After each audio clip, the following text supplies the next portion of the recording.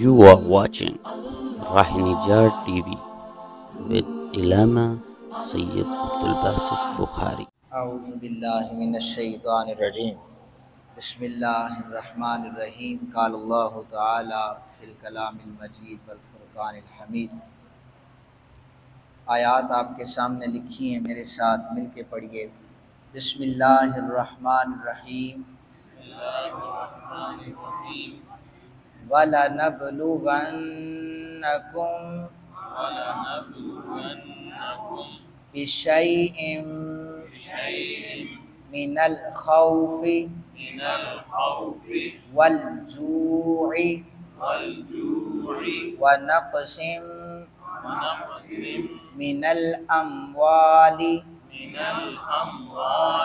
والأنفس والثمرات وبشر الصابرين الذين إذا أصابتهم مصيبة قالوا إنا لله وإنا إليه راجعون۔ صدق اللہ العظیم۔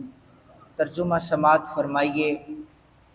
کل ہم نے اللہ تعالیٰ کے نعمت اور شکر کا بیان سنا پڑا، اسی سے آگے رب ذوالجلال ارشاد فرما رہے ہیں، البتہ ہم تم کو کچھ ڈر، بھوک، تمہارے مالوں، جانوں اور پھلوں کے نقصان میں مبتلا کر دیں گے، اور ان پر صبر کرنے والوں کے لیے بشارت عطا فرمائی ہے۔ جن کو جب کوئی مصیبت پہنچتی ہے تو وہ کہتے ہیں بے شک ہم اللہ ہی کے لیے ہیں اور بے شک ہم اللہ ہی کی طرف لوٹنے والے ہیں۔ یہ ان آیات کا ترجمہ ہے۔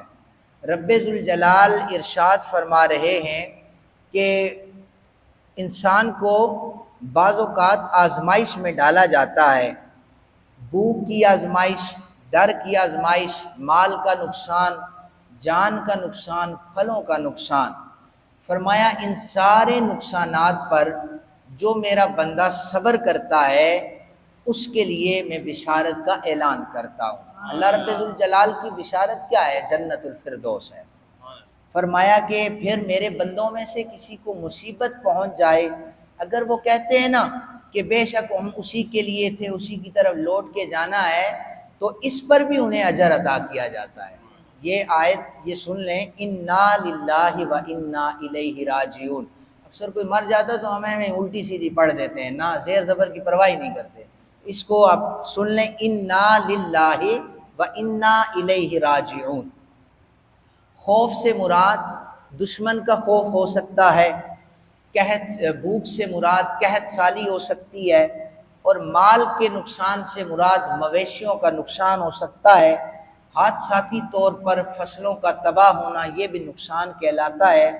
دنیا میں رشتہ داروں کا اس دنیا سے چلے جانا، کسی بھی قسم کا کاروباری نقصان، یہ سارے نقصانات جب انسان کو آ جائیں، جو صبر کرتا ہے اللہ رب ذوالجلال اسے بہترین ثمر عطا فرماتا ہے۔ ابو موسیٰ اشعری رضی اللہ تعالی عنہ حدیث پاک کے راوی ہیں، فرمایا نبی پاک صلی اللہ علیہ وسلم نے فرمایا جب کسی شخص کا کوئی بچہ اس دنیا سے چلا جاتا ہے، نومولود بچہ ہو، نابالغ بچہ ہو، تو اللہ رب ذوالجلال فرشتوں کو فرماتے ہیں، میرے فرشتوں تم نے میرے بندے کے پھل کو لے لیا ہے، جو میں نے اسے پھل دیا تھا وہ لے لیا ہے۔ فرشتے عرض کرتے ہیں جی یا رب ذوالجلال ہم نے جو آپ نے پھل عطا کیا تھا وہ لے لیا ہے۔ رب ذوالجلال فرماتے ہیں فرشتوں میرا بندہ اس پھل کو لینے پر کیا کہہ رہا تھا؟ فرشتے عرض کرتے ہیں مالک وہ تو تیری حمد و ثنا بیان کر رہا تھا، وہ یہ کہہ رہا تھا انا للہ و انا الیہ راجعون، اللہ تعالیٰ فرماتے ہیں فرشتوں میرے بندے کے لیے جنت میں گھر بنا دو اور اس کا نام بیت الحمد رکھ دیا جائے۔ دنیا میں لوگوں کے اوپر حادثات یا قدرتی جانی نقصان ان پہ ہوتے ہیں، ایک دو قسم کے نقصان ہیں، ایک ان پر اللہ کی آزمائش ہے اور دوسرا مکافات عمل ہے۔ اللہ تعالیٰ کی آزمائش یہی ہے، کسی کو اولاد دے کر، اولاد کو قرآن نے فتنہ کہا ہے، یہ یاد رکھیں، اولاد کو قرآن نے فتنہ کہا ہے، مال کو بھی قرآن نے فتنہ کہا ہے، اس کی وجہ سے بندے کے قدم ڈگمگا جاتے ہیں۔ تو اولاد دے کر اللہ تعالیٰ انسان کو آزمائش میں ڈال دیتا ہے، یا زیادہ مال دے کر دیکھتا ہے کہ کون میرے در سے غافل ہو رہا ہے، اللہ تعالیٰ آزمائش میں مبتلا کرتا ہے، جو اس آزمائش میں پورا اترتا ہے اسے کامیابی عطا کی جاتی ہے۔ لیکن ایک نقصان مکافات عمل پہ ہوتا ہے، وہ ایسے ہی ہے کہ جب آپ کسی کا نقصان کریں گے، کسی کے ساتھ زیادتی کریں گے، تو وقت پلٹ کر فوراً آئے گا اور وہ نقصان آپ کے ساتھ ہوگا۔ آپ نے کسی کا مال کھایا ہے تو مکافات عمل فوراً سے یہ ہوگا کہ آپ کو نقصان ہوگا۔ اس پر بندہ یہ نہ کہے میرے اوپر تو اللہ کی آزمائش ہے، لیکن وہ دل میں ضرور سوچے کہ میں نے اپنی گزاری ہوئی زندگی میں کسی کا کوئی نقصان کیا ہے، اب جو میرا نقصان ہو رہا ہے وہ اس وجہ سے ہو رہا ہے۔ لیکن ایک اور بندہ کہ جس کو نقصان ہو رہا ہے وہ سوچے میں نے اپنی زندگی میں کبھی کسی کا نقصان نہیں کیا، تو میرے اوپر جو آئی ہیں یہ آزمائشیں آئی ہیں، اور اس کا حق میرے پاس نہیں ہے کہ میں کہوں بھائی تمہارا نقصان اس لیے ہو رہا ہے کہ تم نے فلاں جگہ پر میری بے ادبی کی تھی، میرے پاس کوئی حق نہیں ہے۔ ہمارے معاشرے میں چلتا یہی ہے، کسی کا نقصان ہو جائے خوش ہوتے ہیں، دیکھا ہے فلاں مقام پر اس نے میرے ساتھ ایسا کیا تھا اس لیے ہو رہا ہے، میرے پاس کوئی حق نہیں ہے۔ یہ حق صرف اس بندے کے پاس ہے جس کے اوپر گزر رہی ہے، وہ خود کو دیکھے، اپنے باطن کو دیکھے کہ کیا میں نے یہ کام کیا تھا، یہ مکافات عمل ہے یا اللہ کی آزمائش ہے۔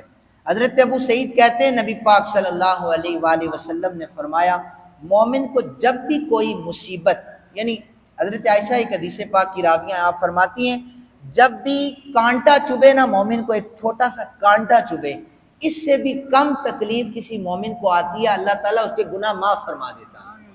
وہ اتنا لجپال رب ہے کہ وہ اپنے بندے کو مشکلات میں نہیں دیکھ سکتا۔ قرآن کی آیت سنیے وَمَا أَصَابَكُم مِّن مُّصِيبَةٍ فَبِمَا كَسَبَتْ أَيْدِيكُمْ وَيَعْفُو عَن كَثِيرٍ، یہ مکافات عمل والی آیت پڑھی ہے میں نے، کہ جو مصیبت تمہیں پہنچی تو وہ تمہارے ہاتھوں کی کمائی کا سبب ہے، وہ تمہاری بہت سی خطاؤں کو معاف کر دیتا ہے۔ مکافات عمل کا میں آپ کو بتا چکا ہوں۔ اب ہم نے پڑھا ہے کہ جب صبر کیا ہے؟ صبر یہ ہے کسی انسان کو تکلیف ہو جائے، اس میں وہ برداشت کا مادہ جب آ جاتا ہے اسے صبر کہا جاتا ہے۔ عبادات میں جب مشقت آ جائے اس کے صبر کہا، جب انسان ان پر برداشت کرتا ہے اسے صبر کہا جاتا ہے۔ جب کسی کو کا کوئی نقصان ہو جائے اس پر وہ صبر کرتا ہے، اور پھر اگر کوئی کسی کو اذیت دیتا ہے، وہ انسان اگر صبر کرتا ہے تو رب ذوالجلال کے سامنے وہ شکوہ نہیں کرتا، شکایت نہیں کرتا۔ کسی کو بیماری مل جائے نا، ہم تیمارداری کے لیے اکثر جاتے ہیں تو اگلا بندہ گلے کر رہا ہوتا ہے میں تے کدے کوئی یہ جا کام کیتا ہی نہیں ہے تے میرے اوتے اللہ تعالیٰ یہ کیوں مصیبت لے کے آیا ہے۔ یہ گلہ ہے، یہ شکوہ ہے، اس سے رب ذوالجلال نے منع فرمایا ہے۔ گلہ شکوہ نہیں کرنا، بندہ سوچے میں نے کرتوت کون سے کیے تھے جس کی وجہ سے میرے اوپر یہ مصیبت آ رہی ہے۔ امام غزالی رحمۃ اللہ تعالیٰ علیہ لکھتے ہیں، حضرت انس کہتے ہیں نبی پاک صلی اللہ علیہ وسلم نے فرمایا اللہ تعالیٰ فرماتا ہے جب میں اپنے بندوں میں سے کسی کے بندے کے بدن، مال یا اولاد پر مصیبت بھیجتا ہوں پھر وہ اس پر صبر کرتا ہے تو میں قیامت کے دن میزان قائم کرنے یا اس کے نامہ اعمال کھولنے سے حیا کرتا ہوں۔ میں نہیں چاہتا کہ میرے بندے کے اعمال کھولے جائیں، میں نہیں چاہتا کہ اس کے اعمال کو تولا جائے۔ اسی طرح حضرت ابو سعید خدری کہتے ہیں نبی پاک صلی اللہ علیہ وسلم نے فرمایا اللہ تعالیٰ فرماتے ہیں جب میں اپنے بندے کو کسی مصیبت میں مبتلا کروں وہ اس پر صبر کرے اور اپنے عیادت کرنے والوں کے آنے پر میری شکایت نہ کرے، میں اس کی مصیبت میں گوشت سے بہتر گوشت، خون سے بہتر خون، اسے بدلے میں عطا کرتا ہوں، اسے اتنی بہترین صحت عطا کرتا ہوں کہ وہ سارے گناہوں سے پاک ہو جاتا ہے۔ انا للہ و انا الیہ راجعون، اسے پڑھنے کی فضیلت کیا ہے یہ سنیے ذرا۔ ابن عباس کہتے ہیں آقا کریم صلی اللہ علیہ وآلہ وسلم نے فرمایا میری امت کو ایک ایسی چیز دی گئی ہے جو مجھ سے پہلے کسی کی امت کو نہیں دی گئی، اور میری امت کو یہ دیا گیا ہے انا للہ و انا الیہ راجعون۔ نبی پاک صلی اللہ علیہ وسلم نے فرمایا کہ جب کسی بندے پر کوئی مصیبت آئے تو وہ کہتا ہے یا اللہ یہ تیری طرف سے ہے، تیری طرف لوٹ کے گیا ہے، مجھے اس سے بہتر عطا فرما۔ یہ حضور نے فرمایا کہ مصیبت پر کیا کہو، یا اللہ تیری مرضی تھی، تیری امانت تھی، مجھے اس سے بہتر عطا فرما۔ حضرت ام سلمہ یہ نبی پاک صلی اللہ علیہ وسلم کی زوجہ محترمہ ہیں، ام المومنین ہیں۔ آپ کہتی ہیں کہ میرے شوہر کا انتقال ہوا، میرا شوہر بہت نیک انسان تھا، سب سے پہلے آقا کریم صلی اللہ علیہ وسلم کی طرف ہجرت کرنے والا میرا شوہر تھا، حضرت ام سلمہ کا پہلا شوہر۔ کہتی ہیں وہ بڑا نیک انسان تھا، تو میں نے ان کی وفات کے بعد حضور سے جب یہ دعا سنی کہ یا اللہ مجھے اس سے بہتر عطا فرما، تو میرے ذہن میں خیال آیا میرے شوہر سے بہتر کون ہوگا، اتنا نیک انسان ہے۔ بہرحال میں نے دعا کی یا اللہ میرا شوہر دنیا سے چلا گیا ہے، میں مصیبت پر صبر کرتی ہوں، مجھے بہتر عطا فرما۔ پتہ ہے پھر دعا کیسے قبول ہوئی؟ میرے آقا کریم صلی اللہ علیہ وسلم نے خود حضرت ام سلمہ سے نکاح فرما لیا، تو اپنے شوہر سے بہتر شوہر مل گیا نا، آقا کریم صلی اللہ علیہ وسلم کی صورت میں ملا۔ تو یہ مصیبت کے وقت جو انسان صبر کرتا ہے اللہ تعالیٰ اسے بہتر نعم البدل عطا فرماتا ہے۔ دعا گو اللہ تعالیٰ ہم سب کو قرآن حکیم سمجھنے کی توفیق عطا فرمائے۔